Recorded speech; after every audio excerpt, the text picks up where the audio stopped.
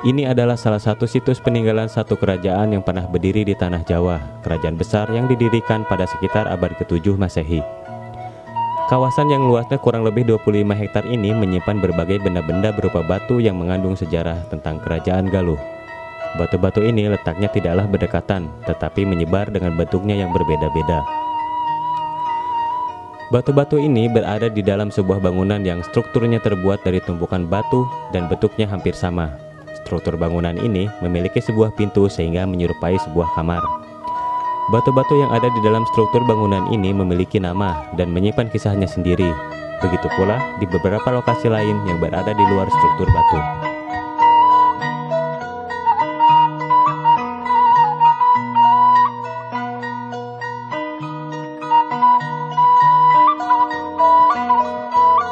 Jadi di sini mungkin lokasi pertama yaitu lokasi pangcalikan.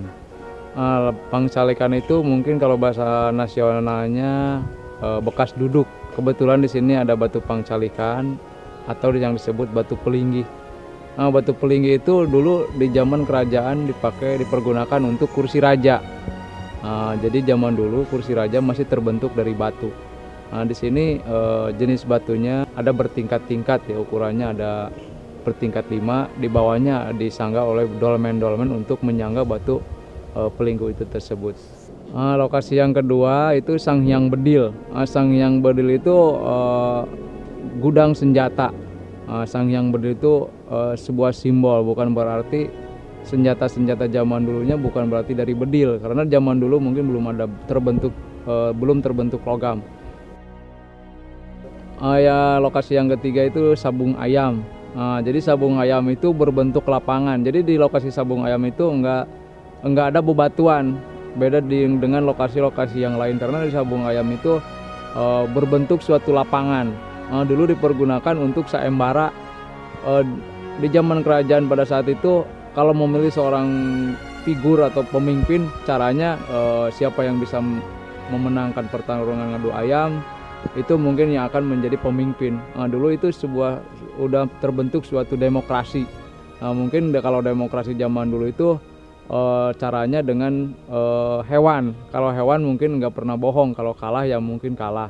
Lokasi yang keempat mungkin lambang peribadatan. Lambang peribadatan itu udah melambangkan keagamaan. Jadi di lambang peribadatan itu ada terbentuk suatu batu. Itu jenis batunya batu stupa. Itu udah masuk ke zaman megalitik.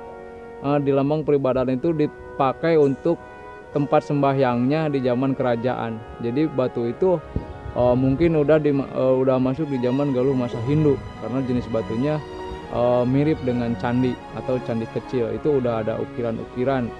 Itu yang disembah pada zaman kerajaan itu mungkin batu itu. Kalau Panyandaan mungkin lokasi yang kelima ya. Panyandaan itu ada di situ suatu batu, ada batu menhir berdiri tegap. Jadi batu menhir itu dipakai untuk menyender permaisuri setelah melahirkan. Pada zaman itu permaisuri nyender di batu itu gunanya untuk memulihkan stamina, terus supaya si darah putih nggak kena mata, itu tujuannya. Karena menurut cerita kalau perempuan sehabis melahirkan kebanyakan darah putih. Jadi untuk mengantisipasi si darah putih nggak masuk ke mata itu diharuskan nyender atau nyanda. Jadi si kepala itu lebih tinggi dari badan. Itu anjuran zaman dulu itu udah dipakai. Itu gunanya untuk mengantisipasi si darah putih biar nggak kena mata gitu. Lokasi yang keenam itu Cikahuripan. Cikahuripan itu suatu sumber air. Sumber air satu-satunya di kawasan kerajaan mungkin di Cikahuripan. Itu dipergunakan untuk mandinya permaisuri zaman dulu. Mungkin sampai sekarang bisa dipergunakan oleh pengunjung atau oleh masyarakat di sini. Cikahuripan itu asal muasalnya emang udah ada di zaman kerajaan, karena itu sumber mata air satu-satunya di kawasan kerajaan ini. Lokasi yang ketujuh mungkin Pamangkonan ya. Pamangkonan itu bekas gudang harta kekayaan atau penyimpanan. Di situ di zaman kerajaan pada saat itu mungkin harta kekayaannya disimpan di gudang itu atau di Pamangkonan.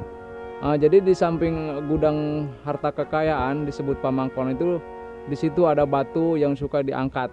Nah, dipangkon kalau bahasa ininya, dipangkon atau diangkat. Jadi pada zaman dulu batu Pamangkonan itu punya masalah.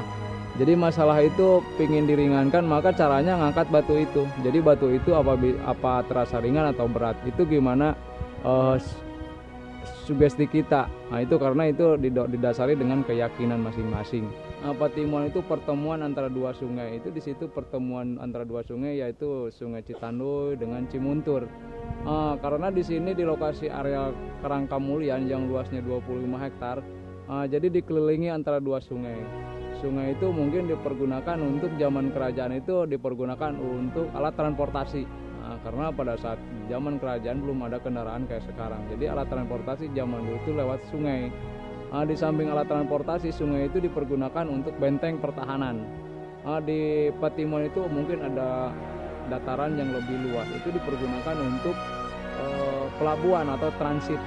Jadi kalau dari kerajaan Majapahit misalnya kerajaan Galuh mungkin lewat sungai, itu transitnya di daerah pertemuan sungai itu, karena sungai itu yang menghubungkan ke Majapahit. Kalau menuju ke lokasi Adipati Panaikan, itu udah terbentuk suatu kerajaan peninggalan Islam. Karena di sini kita tahu ya, peninggalan kerajaan itu ada 3 periode. Ada kerajaan di zaman Galuh masa prasejarah, ada kerajaan di Galuh masa Hindu. Itu Adipati Panaikan itu udah termasuk di zaman Galuh masa Islam, karena di situ udah terbentuk kuburan ya atau makam. Jadi Adipati Panaikan itu yang menjadi bupati pertama di Garat Tengah. Jadi kita tahu sebelum nama kota Ciamis itu Garat Tengah dulu. Garat Tengah itu diruntuhkan oleh Mataram. Dia terbunuh oleh adik iparnya yaitu Wiraperbangsa. Jadi nggak sengaja adik iparnya Wiraperbangsa membunuh Adipati Panaikan karena mungkin pada saat itu bergerombol ya, jadi nggak tahu musuh atau kawan. Maka untuk menghilangkan jejak Adipati Panaikan, jasad Adipati Panaikan, jasadnya dihanyutkan oleh Wiraperbangsa itu, dihanyutkan ke Sungai Cimuntur, yaitu di daerah Cileur ya mungkin sekarang. Jadi jasadnya terbawa arus, nyangkut di pertemuan dua sungai itu, yaitu di Patimuan. Maka jasadnya diangkat terus dikuburkan di kawasan Karangkamulian. Jadi sebenarnya Adipati Panaikan itu nggak ada hubungannya dengan peninggalan di sini. Cuman Adipati Panaikan itu putra dari Cipta Permana. Jadi itu masih runtuyan Prabu Siliwangi. Jadi Prabu Siliwangi punya keturunan yaitu Prabu Haur Kuning. Haur Kuning punya keturunan yaitu Prabu Pucuk Umum. Pucuk Umum punya keturunan lagi yaitu Cipta Permana. Lokasi Sipatahunan ya. Sipatahunan itu Sungai Citanduy. Kenapa disebut Sipatahunan? Karena dulu sejarahnya Ciung Wanara dihanyutkan waktu bayi itu di Sungai Sipatahunan. Kenapa dihanyutkan? Karena bayi dari permaisuri itu nggak mau lahir ke dunia ini karena itu dipolitisir, zaman itu dipolitisir atau dikuasai oleh selirnya itu. Bukan berarti dibuang ke sungai itu mau dibunuh, itu dihanyutkannya itu diselamatkan. Jadi dia itu dimasukkan ke dalam peti, itu dihanyutkan ke Sungai Sipatahunan, terus diketemukan oleh kakek Balangantrang itu. Jadi dikasih nama Ciung Wanara juga itu oleh kakek Balangantrang, itu nama landian ya. Kalau nama asli dari Ciung Wanara itu Sang Manarah. Batu-batu peninggalan ini masih ada dan kita sebagai masyarakat setidaknya bisa ikut menjaga situs ini agar pada masa yang akan datang anak cucu kita bisa ikut menikmati dan mengetahui hal-hal tentang kerajaan yang pernah berdiri di sini. Sampai saat ini masih ada mitos yang dipercayai oleh masyarakat, diantaranya mitos Sabung Ayam, mitos Batu Penyandaan, dan mitos Pamangkonan. Jadi mitos-mitos yang ada di sini mungkin yang pertama itu mitos yang di Sabung Ayam. Jadi di daerah Sabung Ayam itu ada sebuah pohon. Di pohon itu ada benjolan atau udal ya kalau bahasa Sundanya itu. Jadi di situ kita misalnya kalau punya tujuan atau niat, itu cara menanyakan kepada Tuhan secara langsung.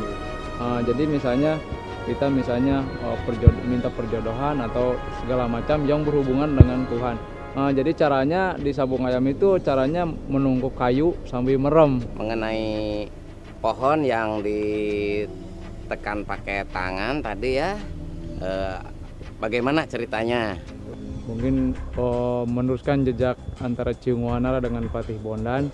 Mungkin dulu Ciunguanara bisa mengubah nasib jadi menjadi raja di sini, ya mungkin perantaraan ngadu ayam. Cuman kalau mitos zaman sekarang mungkin ada di situ kita lihat ada pohon. Mungkin kita zaman pada saat itu orang-orang kalau misalnya kita punya cita-cita, jadi cara menanyakan kepada Tuhan secara langsung. Karena kita tahu zaman dulu itu Islam itu belum sempurna. Jadi kalau menanyakan kepada Tuhan caranya langsung begitu. Ya kalau sekarang mungkin kan Islam sudah sempurna, kita bisa misalnya cara sholat istikharah. Kalau sekarang kan itu cara menanyakan kepada Tuhan secara langsung. Gitu. Iya. Terima kasih atas informasi yang diberikan. Ini setidaknya kita sebagai generasi muda khususnya jadi tahu keberadaannya begitu. Makasih. Terus kita melangkah ke mitos yang di Panyandaan. Jadi lokasi di Panyandaran itu mitosnya adalah misalnya pasangan suami istri yang udah lama belum punya keturunan misalnya. Kita bisa dipraktekkan di situ, istrinya sambil duduk menyender di batu itu, suaminya berdoa. Menurut cerita ini ada ceritanya gitu. Mitosnya saya mohon penjelasan, Pak. Jadi kalau mitosnya ya emang asal muasalnya ini emang bekas permaisuri setelah melahirkan ya, nyender di batu ini untuk memulihkan stamina, karena katanya perempuan sehabis melahirkan itu kebanyakan darah putih. Jadi si permaisuri itu untuk mengantisipasi si darah putih nggak kena mata, caranya nyender di batu ini, maka disebut panyandaan atau senderan. Kalau mitos di sini itu ya sampai sekarang yang mungkin sama pengunjung atau masyarakat di sini yang meyakini mitos di sini, misalnya pasangan suami istri yang udah lama nggak punya keturunan, maka caranya nyender di batu ini. Jadi perempuannya duduk sambil nyender, laki-lakinya berdoa. Jadi banyak yang berhasil gitu. Jadi sampai sekarang juga banyak yang mengikuti cara-cara seperti itu.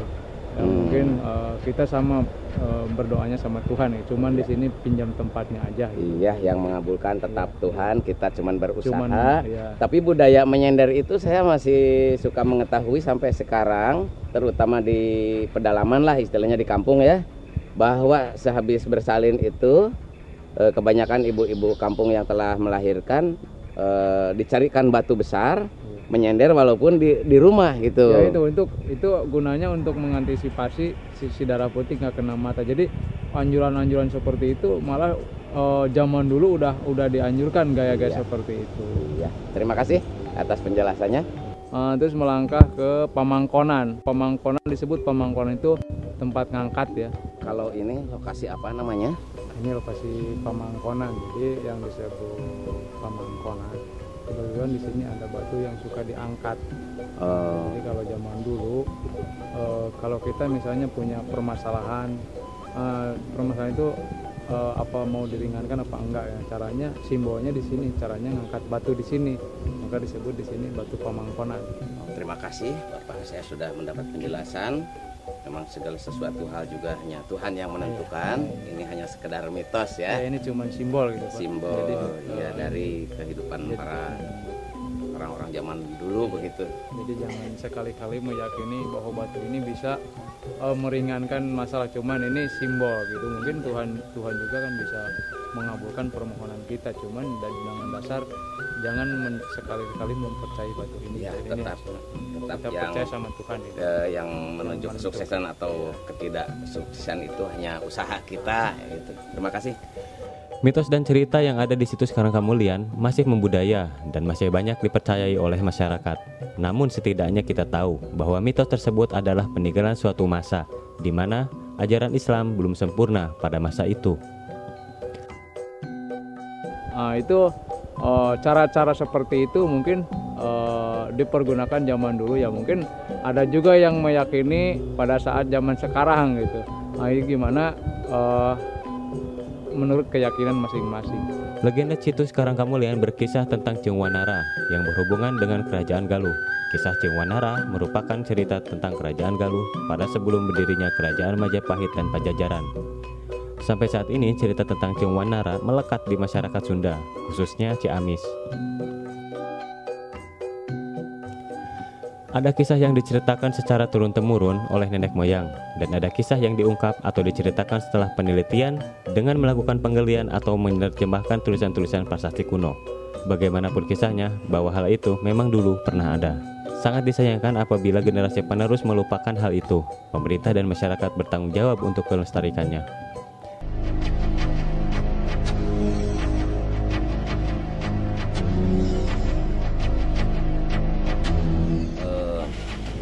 Kabupaten Ciamis memiliki berbagai objek wisata budaya, ada objek wisata alam dan ada objek wisata minat khusus.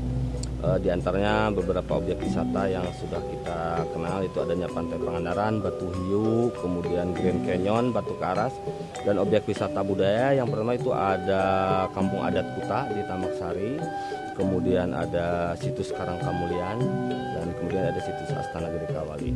Di sini situs Karangkamulian merupakan situs cagar budaya tinggalan sejarah dan kepurbakalaan pada masa Kerajaan Galuh pada abad 2, kemudian pada abad 2 dari Salakan Negara, Termonagara, dan pada abad 6 dan 7 itu berdirilah Kerajaan Galuh yang waktu itu rajanya yang mendirikannya Prabu Reti Kandayun.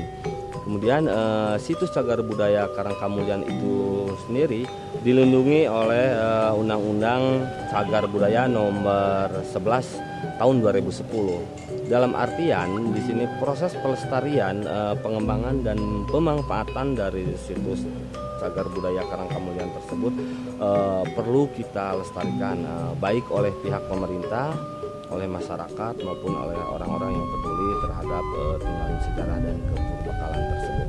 Karena apa? Karena dengan adanya tinggalan situs budaya Karangkamulian yang ada di Kecamatan Cijengjing, Kabupaten Ciamis ini membuktikan bahwa pada masa lalu, pada abad 6 dan 7 itu telah terjadi peradaban yang sangat besar, di mana situs Karangkamulian yang di dalamnya ada Kerajaan Galuh waktu itu telah menurunkan raja-raja di daerah Jawa pada masa Wangsa Raden Wijaya, kemudian yang menurunkan raja-raja Kenan dan Mataram.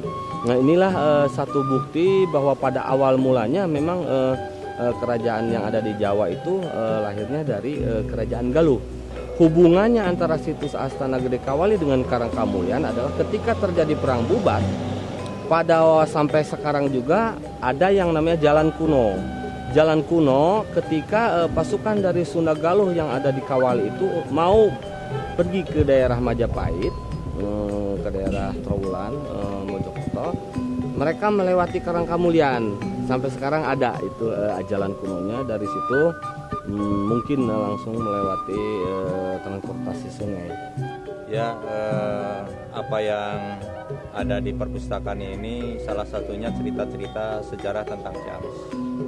Alhamdulillah tentang Ceung Wanara juga ada, dan sejarah Kawali juga, selain yang lama juga ada yang baru yang sekarang sedang kami susun. Astana Gede Kawali ini tentang Bubat yang pernah heboh zaman Majapahit.